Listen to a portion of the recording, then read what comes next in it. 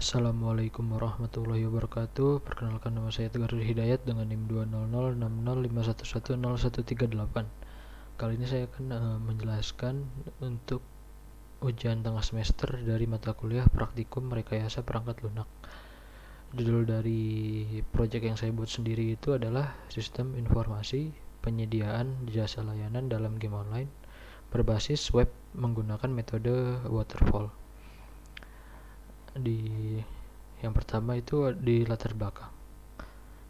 Jadi di zaman yang serba digital ini, kebutuhan setiap orang itu mulai bertambah dan berbeda, dan keberhasilan mencapai suatu peringkat atau mendapatkan suatu barang di dalam suatu game itu menjadi dambaan para pemain dari suatu game itu tersebut.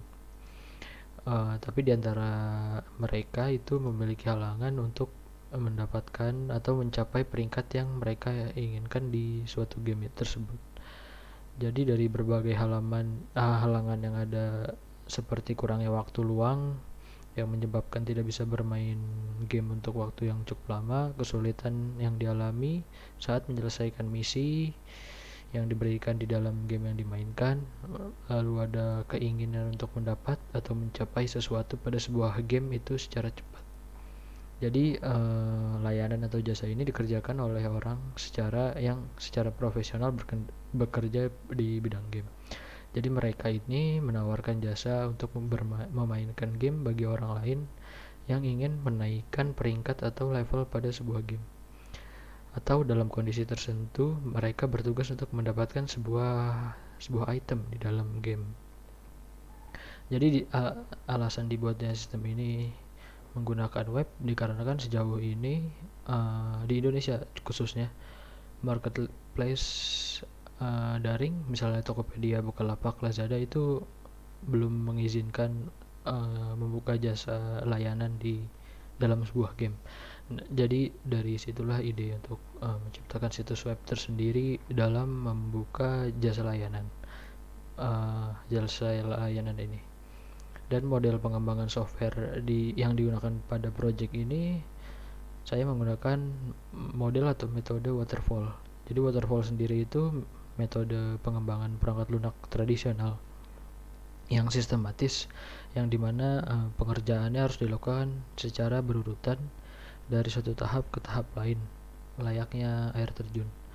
Dan metode atau model ini itu ada 5 tahapan atau 5 proses.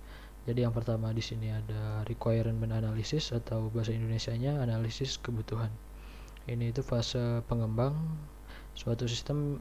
Dibutuhkan komunikasi supaya mampu memahami software yang dibutuhkan atau diinginkan dari penggunanya, dan juga batasan dan mengetahui batasan dari suatu software itu. Pada tahapan ini biasanya dilakukan dengan cara wawancara, diskusi, maupun melewati penyebaran atau survei. Yang kedua itu ada sistem desain atau desain sistem. Di proses yang kedua ini dilakukan penerjemahan syarat kebutuhan ke perancangan dari desain software yang bisa diperhitungkan sebelum dilaksanakannya atau adanya proses pengkodingan. Fokus pada proses ini itu terletak di arsitektur dari perangkat lunaknya. Lalu ada struktur datanya juga, dan detail algoritma, dan juga representasi interface. Dan proses yang ketiga yaitu implementation atau pengimplementasian. Jadi di proses ini itu dengan inputan yang berasal dari desain sebelumnya, proses sebelumnya maksudnya, sistem pertama-tama dikembangkan di program skala yang tidak besar atau skala kecil yang disebut unit, yang diintegrasikan dalam fase setelahnya. Setiap unit dikembangkan serta diuji fungsinya, atau yang kita kenal dengan unit testing. Untuk proses selanjutnya yang keempat yaitu integration dan testing. Bahasa Indonesianya integrasi dan pencobaan. Setelah dilakukan pengimplementasian, selanjutnya masuk ke dalam proses integrasi. Pada proses ini pengujian dijalani seperti uji beban, uji kelayakan, dan pengujian lainnya. Lingkungan pengujian menjalani pemeriksaan perangkat lunak yang konstan supaya bisa tahu ada kesalahan pada desain atau kesalahan pada kodenya. Dan untuk proses atau tahapan yang terakhir yaitu operation and maintain, pengoperasian dan pemeliharaan. Di dalam fase ini kemungkinan adanya kelibatan dari pemeliharaan secara adaptif, prediktif, dan korektif. Pemeliharaan memiliki manfaat yang mampu meningkatkan serta memperbarui suatu perangkat lunak.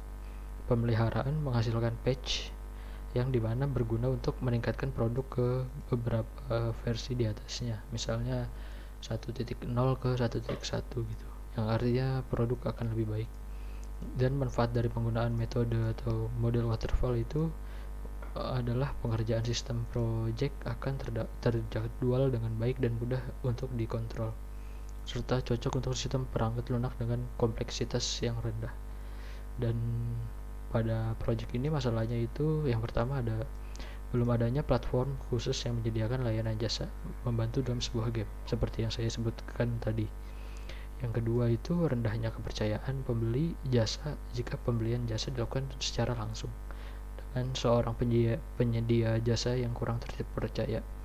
Yang ketiga, pemilihan jasa yang spesifik belum rinci jika dilakukan dengan penyedia jasa perseorangan, jadi tidak melalui suatu platform khusus gitu.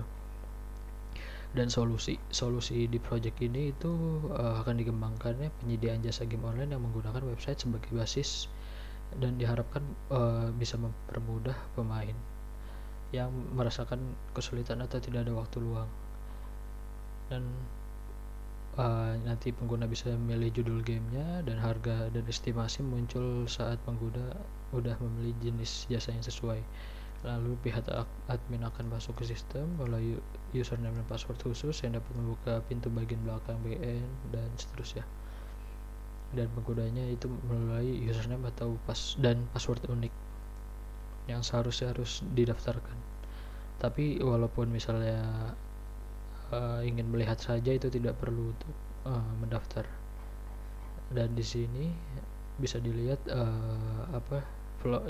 DFD-nya atau data flow diagramnya. Di bagian ini yaitu merupakan DFD tingkat 0.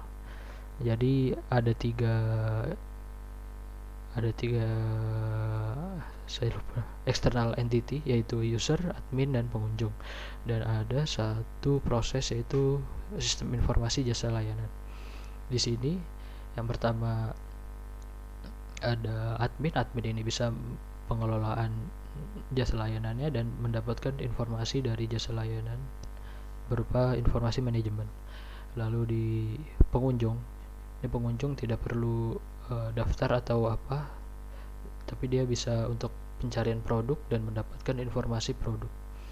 Dan di sini bagian user, jadi user itu harus melakukan data registrasi terlebih dahulu, lalu akan mendapatkan hak akses user, yaitu bisa melakukan pemesanan. Dan saat pemesanan dilakukan akan dikirimkan data dari pesanan tersebut. Sedangkan untuk tingkat satunya di sini pengunjung bisa mencari produk, lalu masuk ke entity data produk proses data produk, lalu akan didapatkan informasi produknya. Lalu di sini akan mendapatkan data produk dari data store. Lalu jika ingin membeli, maka pengunjung itu harus menjadi user. Dan user di sini bisa juga melakukan pencarian dan mendapatkan informasi produk dari proses data produk ini. Dan di sini user melakukan atau menginputkan data user ke dalam proses registrasi, dan jika valid akan mendapatkan data store data usernya, dan akan mendapatkan hak akses yaitu berupa bisa melakukan pembelian, dan saat melakukan pembelian akan mendapatkan data pembelian di sini dan akan disimpan ke data store jika data pembeliannya valid. Dan admin di sini melakukan pengecekan yaitu validasi pembelian dan akan mendapatkan data dari proses pembeliannya. Lalu setelah DFD di sini ada referensi. Di sini juga saya sudah menggunakan Mendeley sebagai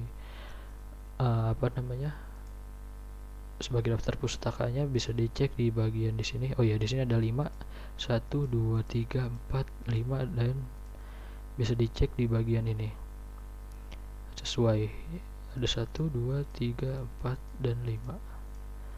Mungkin cukup sekian yang bisa saya sampaikan, kurang dan lebihnya mohon maaf. Terima kasih. Wassalamualaikum warahmatullahi wabarakatuh.